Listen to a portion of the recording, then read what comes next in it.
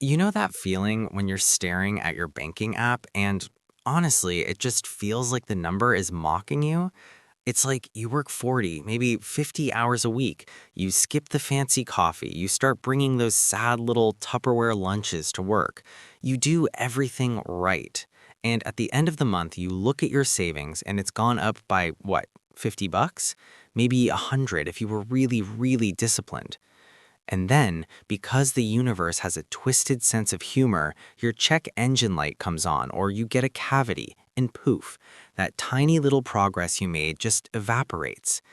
It feels like gravity is just stronger at the bottom, doesn't it? Like there's this invisible ceiling keeping you pinned to zero no matter how hard you claw at the walls. It's exhausting, it's demoralizing. And most people spend their entire lives fighting that gravity, never realizing that there is actually an escape velocity. There is a specific number where the gravity breaks. My name's Nick, and I spend way too much time thinking about money, human psychology, and why some people seem to effortlessly glide through financial challenges, while others stay stuck in the same stress loops for decades. And I've noticed something weird. We obsess over the millions. We watch videos about billionaires, about crypto windfalls, about lottery winners. But nobody talks about the most important number in personal finance. It's not a million, it's 10,000. $10,000. It sounds small, right, in the grand scheme of things. But getting from 0 to 10,000 is harder than getting from 10,000 to 100,000. Honestly, it might be harder than getting to a million. Because getting that first 10,000 isn't just about math. It's not just about stacking dollar bills. It's about rewriting your brain's operating system. When you hit that number, something clicks. The world looks different. The air smells different. And today, I want to talk about why that happens. Because if you're stuck in the mud right now, spinning your tires, I need you to know that the road does eventually turn into pavement. You just have to get to the highway. So let's talk about your brain on poverty. And I don't mean starving in the street poverty, though that's obviously tragic. I mean modern precariousness, the state of living paycheck to paycheck. When you have less than $10,000 in the bank, and for many people, let's be real, it's less than 1,000, your brain is technically in a state of chronic low-grade emergency. Psychologists call this scarcity mindset, but I think a better term is bandwidth tax. Imagine your computer. You know when you have like 50 tabs open and you try to open Photoshop and the whole thing just freezes, the cursor starts spinning. That's your brain on zero savings. A huge chunk of your mental RAM is constantly running background processes. Can I afford gas? Did that payment clear? What if the rent goes up? You aren't stupid, you're just lagging. I remember this distinct moment from my early 20s. I had about $800 to my name. I was at the grocery store staring at two different jars of peanut butter. One was $2.50, the other was $4. The $4 one was the natural stuff, better for you. And I stood there for 5 minutes doing mental calculus. 5 minutes over $1.50. That is the bandwidth tax. But here's the magic. When you cross that $10,000 threshold, and keep in mind, this number is a bit arbitrary. For some it's 5K, for some it's 20K, but 10K is usually the sweet spot. That background noise, it just gets quieter. It's not that you're rich, you're definitely not rich, you can't go buy a Ferrari, but you stop sweating the peanut butter, you stop sweating the gas tank. And when that noise quiets down, you get your brain back. You regain your IQ.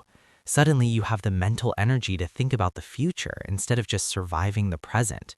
You can look up, you can plan, and that creates a feedback loop.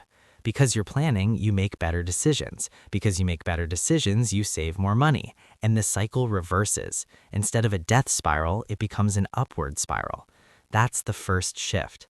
It's biological, it's chemical. You literally sleep different. Part 2, the Forget You Fund light version. Okay, so you've got your brain back. Now let's talk about leverage. There's this famous concept called FU money, having enough cash that if your boss is a jerk, you can just walk out. Now, $10,000 is not FU money. If you quit your job with 10K, you're going to be panicked again in about 3 months. But it is no thank you money. That's a distinction I love. No thank you money. When you have $0, you are a slave to circumstance.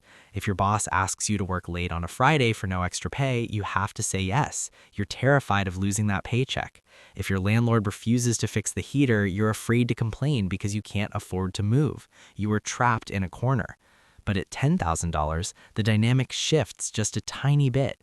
You walk into work a little taller. You realize subconsciously, if I get fired today, I won't starve next week. I won't lose my apartment next month. That tiny nugget of security changes how you negotiate. It changes how you carry yourself. It allows you to take micro risks. Maybe you ask for that raise. Maybe you apply for a job you're not 100% qualified for because you aren't desperate. And ironically, because you aren't desperate, people want to hire you more. Desperation smells. It's a cologne nobody likes. Confidence, that's magnetic. I had a friend, let's call him Dave. Dave hated his job in sales. He was terrible at it because he was so stressed about hitting his commission targets to pay rent. He saved up $12,000 over 2 grueling years, and the moment he hit that number, his sales went up. Why?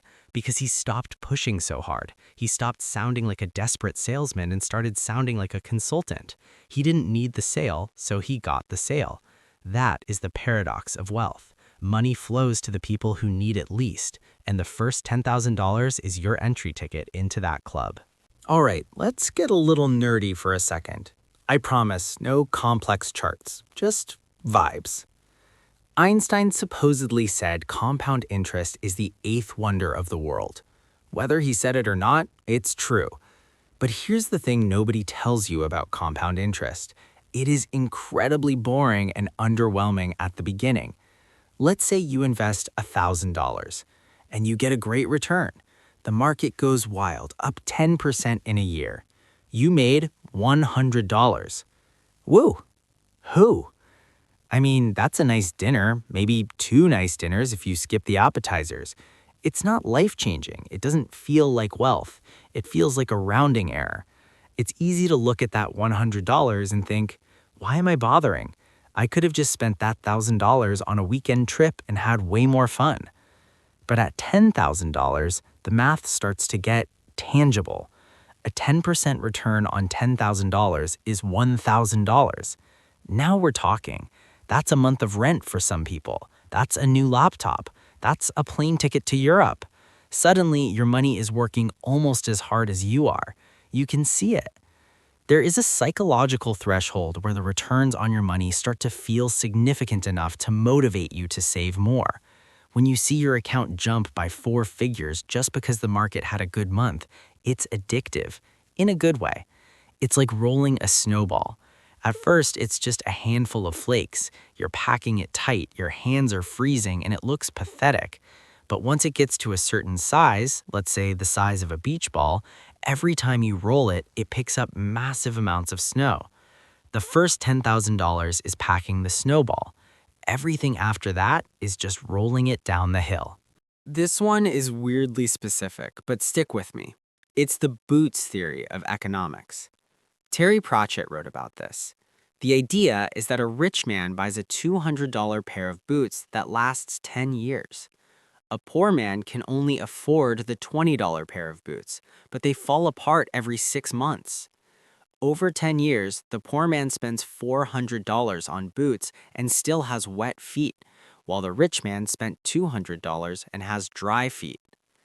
When you have less than $10,000, you're constantly forced into the short-term economy. You pay late fees because you don't have the cash flow.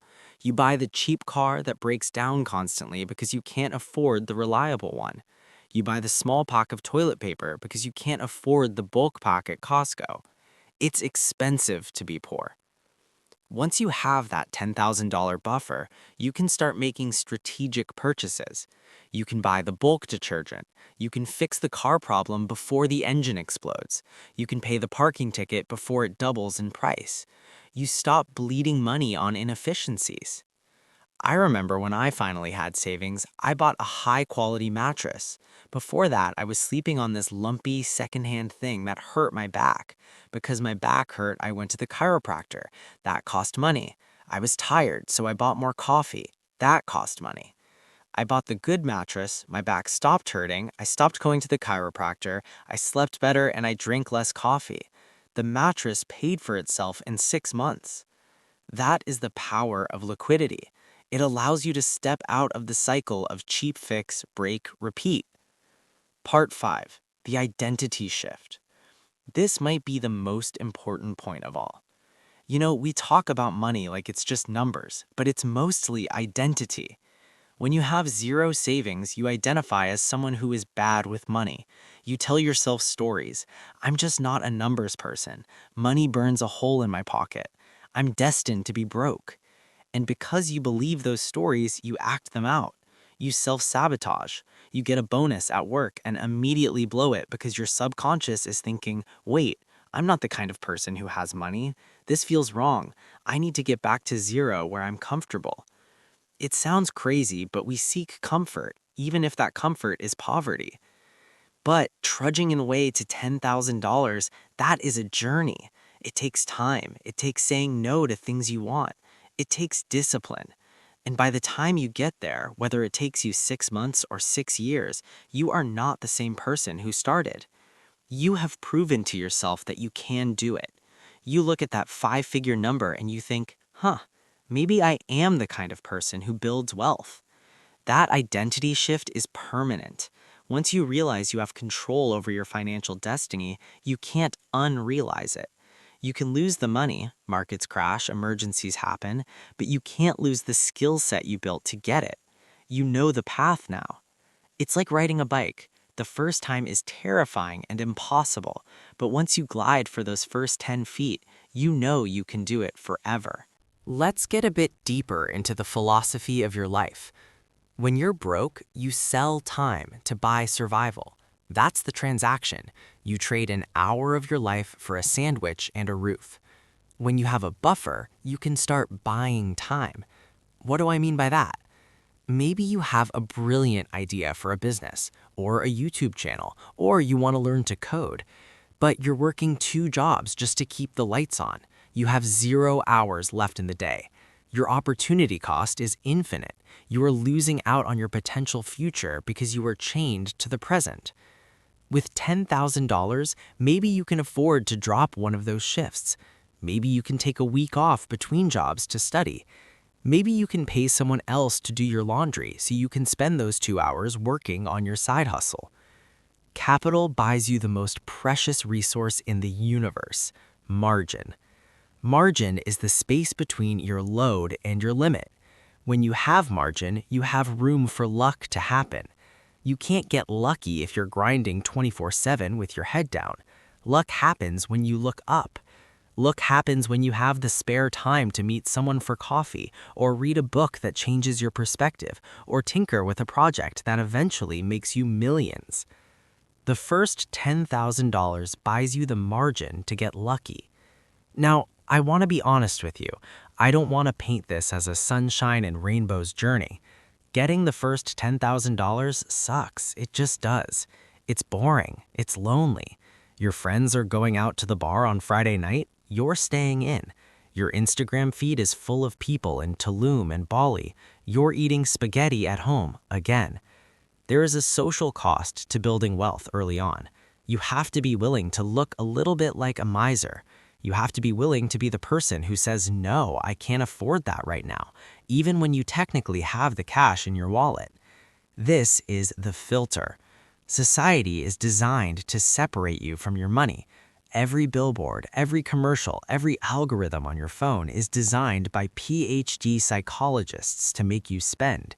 They are hacking your dopamine receptors. Getting to $10,000 means fighting a war against the entire consumer culture. It means swimming upstream. And that is why so few people do it. Not because they can't earn the money, but because they can't endure the boredom. They can't endure the FOMO, the fear of missing out. But here's the secret. You are only missing out on the mediocre stuff. You're missing out on the hangover. You're missing out on the overpriced clothes that go out of style in a month. You're missing out on the stress of credit card debt. You are trading short-term pleasure for long-term peace. And let me tell you, peace tastes way better than a $15 cocktail. I want to address a trap though. A lot of people think, okay, Nick, I'll save $10,000 and then I'll be happy. Then I'll fix my life. It doesn't work like that. Money is a magnifier, not a cure. If you are unhappy and broke, you will be unhappy and wealthy. You'll just be unhappy in comfort. The journey to $10,000 isn't just about the bank account. It's about finding joy in the process of control. You have to learn to love the discipline itself. You have to find satisfaction in seeing the number go up rather than finding satisfaction in what the money can buy. It's a subtle shift. You move from being a consumer to being a builder. A consumer sees $100 and thinks, what can this buy me? A builder sees $100 and thinks, what can this earn me? When you start loving the building process, the sacrifice doesn't feel like sacrifice anymore. It feels like strategy. It feels like a game, and winning the game becomes more fun than spending the prize. So where does this leave us? If you are watching this and you have $150 in your account, I know how heavy that feels.